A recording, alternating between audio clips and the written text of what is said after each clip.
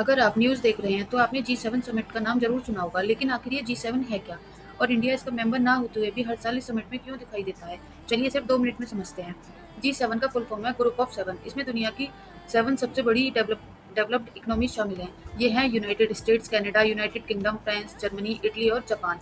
European union भी इसी meeting में पार्टिसिपेट करता है, लेकिन उसे G7 का ऑफिशियल मेंबर नहीं माना जाता।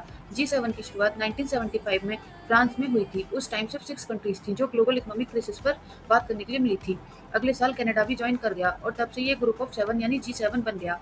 तब से लगभग हर साल इसका समिट होता है। इस साल का G7 समिट 15 जून से 17 जून 2026 तक फ्रांस के शहर में हुआ। अगले G7 समिट 2027 में यूनाइटेड स्टेट होस्ट करेगा, क्योंकि हर साल होस्टिंग एक मेंबर कंट्री के पास चली जाती है। अब एक इंटरेस्टिंग बात, G7 कोई यूनाइटेड नेशन जैसी ऑर्गेनाइजेशन नहीं है। इसका ना कोई हेडक्वार्टर है, ना परमानेंट स्टाफ और ना ही ये कानून बना सकता है। ये बस एक एनुअल मीटिंग है जहाँ दुनिया के बड़े लीडर्स ग्लोबल इशू पर डिस्कशन करते हैं और अपनी पॉलिसीज कोऑर्डिनेट करने की कोशिश करते हैं। इस साल क्या डिस्कस हुआ?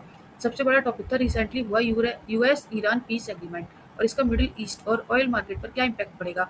इसके अलावा Russia Ukraine war, global economy, inflation, China पर डिपेंडेंसी कम करना, क्रिटिकल मिनरल्स, एनर्जी सिक्योरिटी और आर्टिफिशियल इंटेलिजेंस जैसे टॉपिक्स पर भी डिटेल में बात हुई। अब सवाल ये है कि जब इंडिया G7 का मेंबर ही नहीं है तो प्राइम मिनिस्टर मोदी वहाँ क्या कर रहे थे? हर साल जो कंट्री G7 समिट होस्ट करती है उसके पास ये पावर होती है कि वो कुछ नॉन मेंबर कंट्रीज को भी स्पेशल गेस्ट के रूप में इनवाइट करे।